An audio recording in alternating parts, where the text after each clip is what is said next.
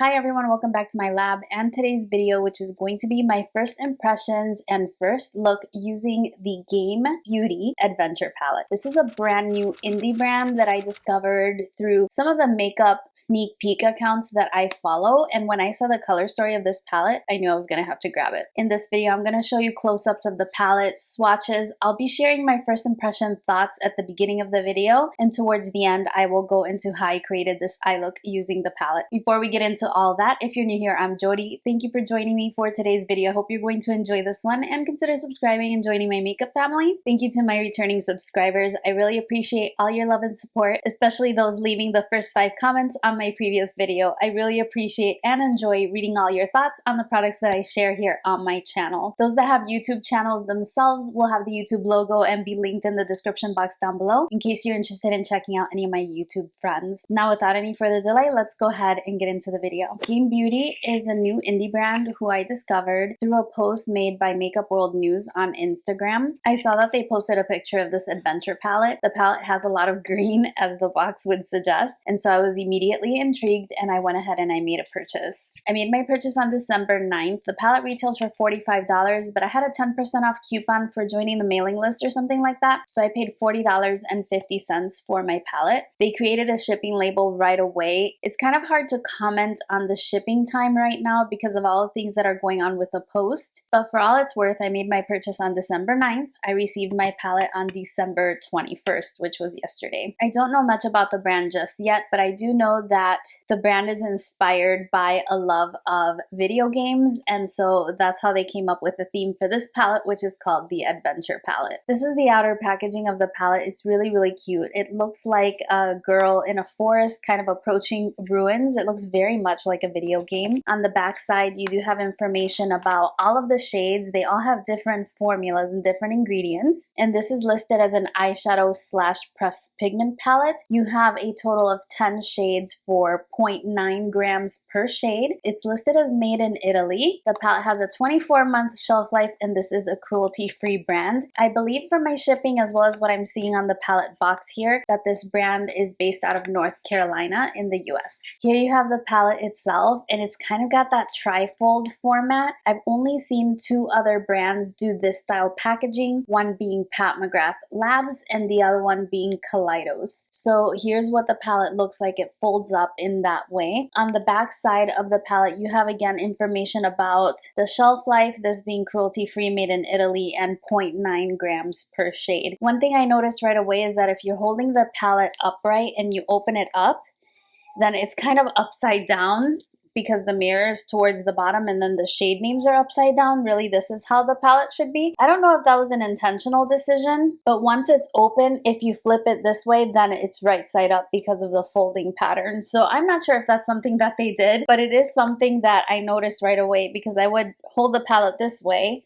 and then open it this way, but you gotta flip it. So here's what the inside of the palette looks like, and you do have a variety of mattes and shimmers as well as a pressed glitter. So your shimmer shades are going to be Treasure, ATK, Boss, Stealth, and Maze. Your matte shades will be Dungeon, EXP, Level Up, and Ruins, and the shade Heal is going to be the pressed glitter. The shade names are listed on the inside of the palette. You do have a beautiful mirror. On first impression, they spared no expense on the packaging. The packaging is really beautiful, really sturdy, but yet also really compact. This is the box that they shipped my palette in, so you can see it was really securely packaged inside bubble wrap and everything arrived safe and sound. My first impression with regard to the packaging is A++ for sure. It's absolutely beautiful. The color story is really pretty as well. What drew me in, of course, was the greens that are over on this side of the palette, but today I kind of wanted to challenge myself to do something a little bit different, so I played around with the purple and orange. But because the mattes are in the blue and green family, there will always be some form of green in your look unless you stick to specifically the shade Dungeon. There's 2 shades, Boss and ATK, that have that marble appearance that I first saw in a Huda Beauty palette and is becoming more and more common. Like I saw it in the Urban Decay palette too. But when you swatch it, that marbling really doesn't play any effect that I can see. The shades really perform like shimmer shades. Let's go ahead and take a look at some of the swatches. The first thing I wanted to comment on were the mattes. Even though you have a couple of pastel tones here, they're very, very pigmented and they show up really smoothly in a swatch. And that goes the same for the two darker shades that are in the matte formula. With regard to the shimmers, I personally find them a little bit more subtle, a little bit more of a thinner formula, and not necessarily what I would call foiled. The most impactful of the shimmers is going to be the shade ATK, and I noticed that when I was applying it to my eyes as well. Lastly, you have the shade Heal, which is your pressed glitter. And even though it seems to be in some kind of sticky medium, I noticed when applying it to the eyes that it performs better if you have a sticky base like a glitter glue or something like that to work on. So commenting on my impressions of the swatches, again, the shimmers are going to be a lot more subtle, more of a smooth formula. They apply well with a brush, but I did find I get more intensity if I use my fingers. The one that was indeed the most intense both on the eyes and swatches is the shade ATK. It's a little bit looser in the pan, and I feel that allows me to build up the product a little bit better. Before I created the eye look, I applied a couple of the different shades to my eyes to get an idea of how they perform. The mattes perform beautifully. They apply and blend really, really well, and you can definitely build up the color to the color that you're seeing in the palette. I really like their matte formula. The shimmers, as I commented, they're a little bit thinner. I'm used to indie brands having those really impactful foiled metallic shades, and that's not what you have here, though you can definitely build them up and you do have a nice sheen. It's not going to be like a true metallic or foiled shadow. Of the shimmers, my favorite is going to be Stealth, which looks really dark in the pan, but when you actually swatch it, you see that it has a little bit of a duochrome nature and it is really, really pretty. And then I also like the shade ATK because it has shimmers in there that are a little bit subtle, but they do give it a little bit of added interest when applied to the eye. As far as the pressed glitter, personally, I don't mind having a pressed glitter in a palette, but I know that a lot of people don't enjoy pressed glitters in the palette. At least it's only one, and it is a really, really pretty one. It looks green in the pan, but it does have a little bit of a blue shimmer running through it as well, which complements some of the more blue tones like this one here that are included in the palette. I did apply it to my eye just to see how it would do, and when I applied it, I noticed that when I work with my finger, I can apply it and a little bit does transfer to my eye, but a lot does stay attached to my finger. So for that reason, I would definitely recommend, if you're going to work with the pressed glitter, that you use a sticky base to work with it. Let's go ahead and get to creating this eye look so that you can see how the shades perform, and I will be back to share my final thoughts.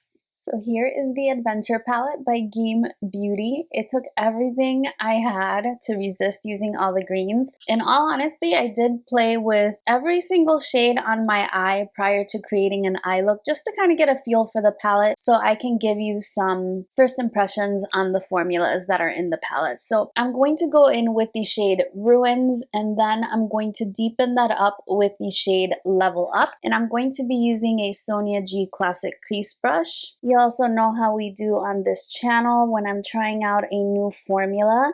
I always start out using the Urban Decay Eyeshadow Primer Potion, and I do not set it. If you see any random specks of glitter, I was playing with the pressed glitter in the palette. I know a lot of people don't like pressed glitters in palettes, but I personally don't really mind them. I just expect to have to work when pressed glitters are involved. I'm going to go ahead and go into the deeper shade now, which is called Level Up. The names and the theme of the palette are so cute. I also did play with all of the mattes in the palette when I was just playing around prior to sitting down to officially film, and their matte formula is actually really nice. It blends really nice, it applies nicely, and is really pigmented as well. Even some of the pastel shades show up really nicely and they don't look ashy on my skin. I'm going to deepen that out with the shade Dungeon, which is the deepest shade in the palette, and I'm using a Sonia G Mini Booster Brush. And for the most part, I'm just going to tap that into the outer V of my eye. I'm glad that they included a neutral shade, so if you wanted to create a look with,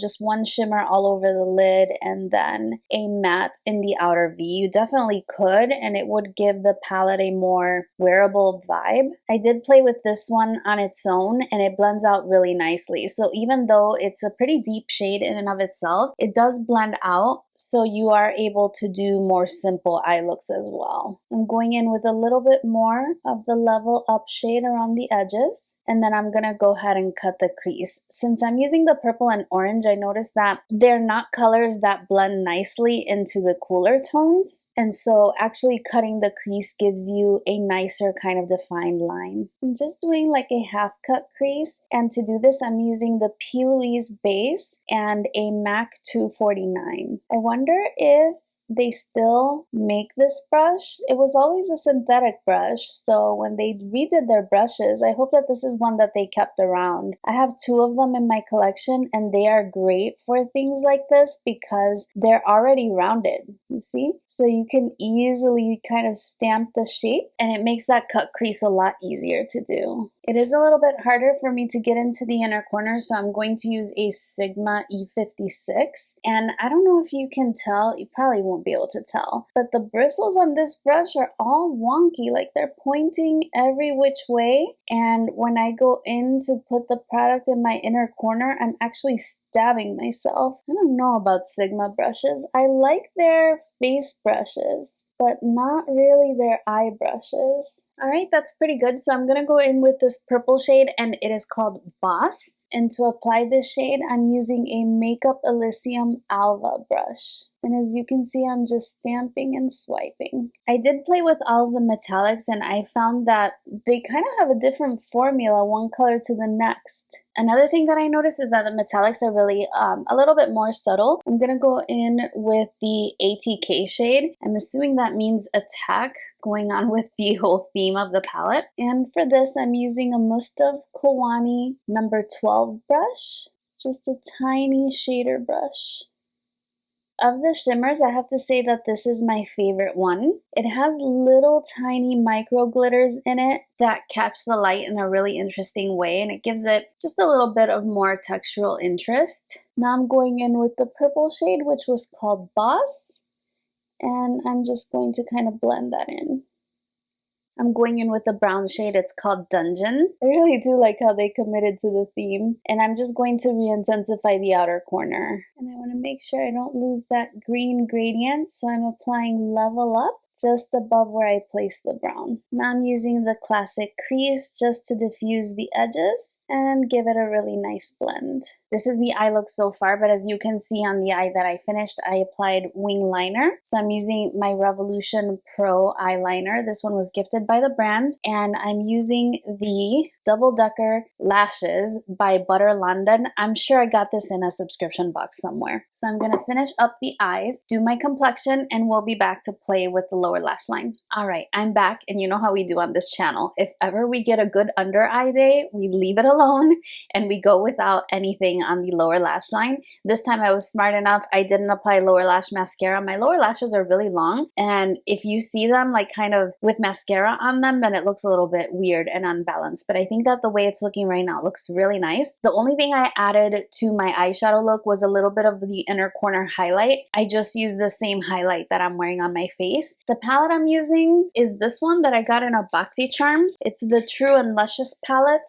And basically I used a combination of 777s as well as Heaven Sent for the highlight that I'm wearing. But yeah, this is the finished look. I really like the way it turned out. It's colorful but wearable and a little bit muted, and I kept the face kind of neutral as well. You know, I like to focus on the eyeshadow palettes when I'm trying to give you my thoughts on those, but everything I'm wearing on my face will be linked down below in case you're interested in any specific product. So I'm gonna go about my day, and I will be back at the end of the day and I'll film the intro and outro so that way I have some idea of how the colors are going to persist on my eyelids. Like I mentioned in the demo, this is now the end of the day, so I've been wearing this eye look for quite some time, and I have to say that even though I have hooded eyes, there's only slight locations where it's begun to crease, just a tiny amount where my eye naturally folds, but for the most part it's in really, really good condition, and it isn't something that I've had to touch up. Now in terms of the shimmers that are in the metallic shades, some of them have dissipated just a bit, but you can still definitely see that I'm wearing shimmer shadows on the lid. In terms of the color story, I think it's really pretty. If you stick like in the green family, you're going to get a really nice cohesive look, or even with the blue. However, I did notice that working with the purple or orange, these are more contrasting shades, and I found that if I apply them without cutting the crease, it starts to look a little bit muddy, but I did feel that cutting my crease allowed for me to use some of these brighter pops of color in my eye look. Now, if you stick to just using the brown and then maybe one of these lighter two shades to blend that out, then you probably wouldn't have that problem. And you can definitely create an easier look with just a metallic on the lid and then just blend out the outer corner with that brown. And this one itself, which is Dungeon, it does diffuse and blend out a little bit to give you a little bit of the gradient look. So you can get something a little bit more neutral than what I'm wearing today, and you can definitely get something very, very bold. I like the color story. It's what drew me to the brand in the first place. Shipping and packaging and everything went okay. I did find the palette to be a little bit expensive. It's a little smaller than I originally anticipated. So for reference, here it is next to my phone, which is an iPhone 11 Max. It's almost exactly the same size as my phone. So it's going to be a smaller palette. It's a 10-pan palette. You have 0.9 grams per shade, so it's not a ton of product, but it's not a small amount either. And then I do know that makeup that is made in Italy has a tendency to be higher quality and more expensive, so I guess that might explain the price point. Overall, I'm very, very impressed with their matte formula, and I definitely look forward to see what else the brand comes up with. I'm going to keep playing with the palette, and I will share continued thoughts in a haul follow-up or something like that, or when I go over my budget for the month of December, because this is one of the items that I spent my budget on. Before I say goodbye for today, I did want to include a giveaway in today's video. I do a monthly giveaway on my channel every single month, and today's giveaway is going to include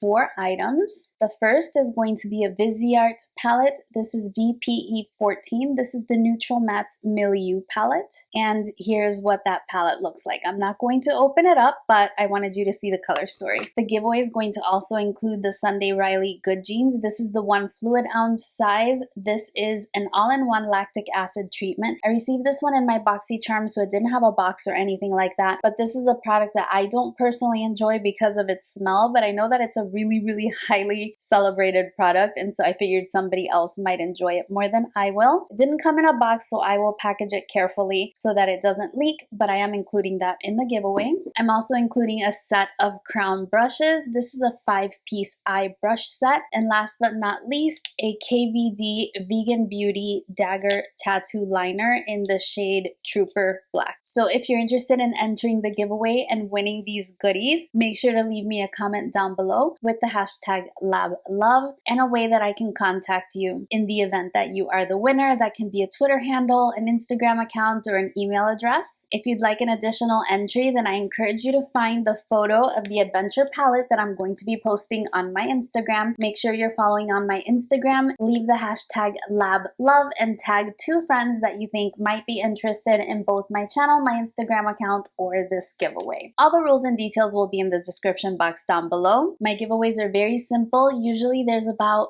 30 entries or so your chances are very good. That's everything for this video. I look forward to reading your comments and thoughts down below on the palette and the new indie brand that I shared with you today, as well as learning if you're excited about the giveaway. Don't forget to give this video a big thumbs up and subscribe to my channel if you haven't already, as I would love to have you join my makeup family for a lot more makeup related content. Thank you for spending a few minutes of your day with me. I hope you're doing really, really well, and I look forward to seeing you again very, very soon on my next one. Bye-bye.